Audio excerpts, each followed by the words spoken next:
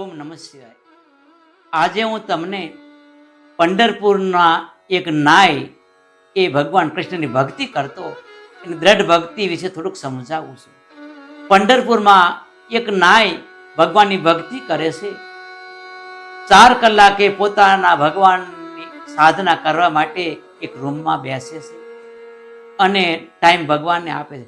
તો આ જીવને પરમાત્મા હારે આપણે બાંધવો પડશે. કોઈ પણ દ્રઢ આજે વ્રત લેવું પડશે પરમાત્માની પ્રાપ્તિ માટે. 4 કલાકનો એને નિયમ છે કે પરમાત્માનું ભજન સવારે આજે ઉઠી અને 4 કલાક એક રૂમમાં બેસી એકાંતમાં હરીને આરાધના. આમ કરતા કરતા ઘણો કાળ વીત્યો છે.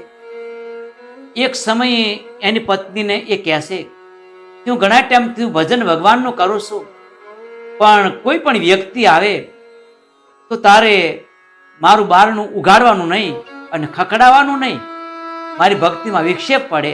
પોતાની પત્નીને નાય કહેશે. આમ કરતા કરતા ઘણો સમય વીત્યો છે. એક દિવસે પંઢરપુરના રાજાને હજામત ચડી છે. હજામત કરવા માટે એક પ્રધાનને નાયના ઘેરે મોકલ્યો કે જાઓ નાયને તમે બોલાઈ આવો, મારે બહાર ગામ જવું છે, મારી હજામત કરવા આવે. આ બાજુ નાયના ઘેરે પ્રધાન આવ્યા છે અને વાત કરી પોતાની નાયની પત્નીને કે ક્યાં ગયો નાય, રાજાને બહાર ગામ જવું છે તો હજામત કરવા આવે. તો પોતાની પત્ની કહેશે કે હમણાં હું મોકલું છું, જાઓ તમે. પ્રધાન તો પાછો ગયો. વાર લાગી. રાજા વિચાર કરે છે કે નાય હજી કેમ ના આવ્યો. પ્રધાનને બોલાવો મોકલો તો પ્રધાન કે મેં એને કીધું, એની પત્ની કે જાઓ હમણાં મોકલું છું, હમણાં આવે છે એવું એને કીધું. પાછું ફરીને પ્રધાનને મોકલે છે રાજા કે જાઓ નાયને બોલાઈ આવો, ન આવે તો મારે એને સજા કરવી છે, મારે એને દંડ કરવો છે. પ્રધાન નાયના ઘેરે આવ્યા છે અને પોતાની પત્ની આજે નાયની પત્નીને કહેશે કે ક્યાં ગયો નાય, રાજાને બહાર ગામ જવું છે, એમને થોડીક ઉતાવળ છે, તો તમે એને જલ્દી મોકલો. રાજા એમને સજા કરવાના છે, રાજા એમને દંડ આપવાના છે, નાયને મોકલજો. આ વાત સાંભળી ભગવાનને ચિંતા થઈ કે 4 કલાક મારો ભગત એકાંતમાં બેસી હરીને આરાધતો હોય અને એની આબરૂ હું ન રાખું તો આબરૂ મારી જાય. પરમાત્મા આજે નાય બન્યા અને રાજાની હજામત કરવા આવ્યા છે. રાજાની હજામત આજે ભગવાન કરે છે નાય બનીને. તો રાજાને અંગે જ્યાં સ્પર્શ નાય નો થયો તો રાજા બોલ્યા કે હે નાય, આખી જિંદગી તે મારી હજામત કરી, આજની હજામત તું મને કરશ, તું મને અડસ, મને અતિ આનંદ થાય છે, 32 કોઠે દીવા થાય છે અને મને આનંદનો અનુભવ થાય છે. આજે હજામત તું ઓર કરશ. આ પરમાત્મા નાય બન્યા હતા એની આ તાકાત છે, એના સ્પર્શમાં આ તાકાત છે. પરમાત્મા આજે નાયના રૂપમાં આવ્યા છે, હજામત કરી. રાજા રાજી થઈ ગયા. રાજાએ સોના મોરની એક થેલી આખી ભરી દીધી, હીરા માણેક અંદર નાખ્યા છે. એટલા રાજાએ ખુશ થયા. નાયને કહે છે નાય, આલે કોઈની હજામત કરવાની હવે તારે જરૂર નથી અને આ તું તારા ઘેરે લઈ જા, હું તને આજે ખૂબ આપું છું. હજામત તું કોઈની કરતો નહીં. અને જગતના નાથ આજે હજામત કરતા હોય એને હજામત બીજાની કરવાની હોતી જ નથી. જે ભગત ભક્તિ કરતો હોય એના જેને કામ કરવાના હોય છે. આ તો પરમાત્મા નાયના રૂપમાં હજામ જે હતો નાય હતો એના ઘેરે આવ્યા છે. સ્થિતિએ આ હીરા માણેકની ઠેલી ટીંગાડી અને અંતર ધ્યાન થયા છે. આ બાજુ પરમાત્માની ભક્તિ કરવા માટે નાયને 4 કલાક પૂરી થઈ, બારનું ઉગાડી અને બહાર આવ્યા છે.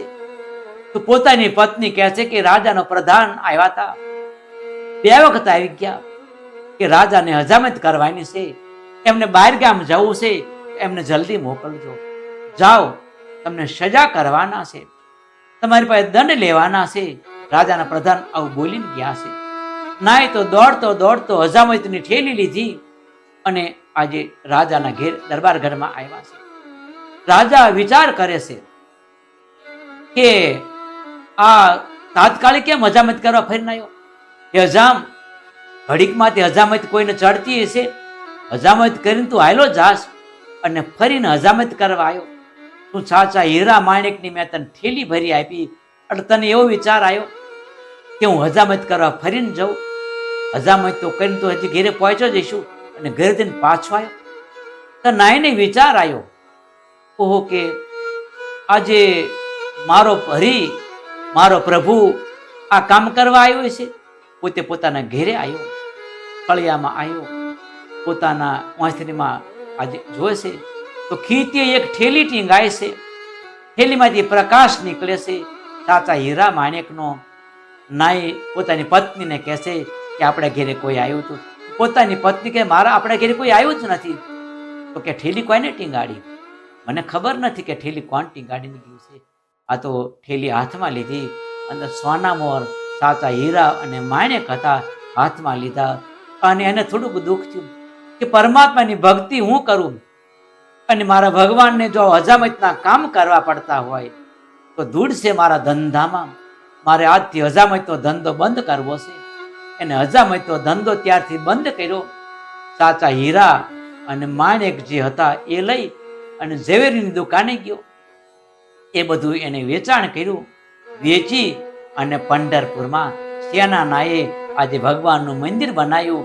અને ક્યારેક તમે જાઓ તો પંઢરપુરના દર્શન તમે કરજો. પંઢરપુરમાં પુંડરીકજી થઈ ગયા. મા બાપની સેવા કરતા પુંડી નામનો રોગ હતો.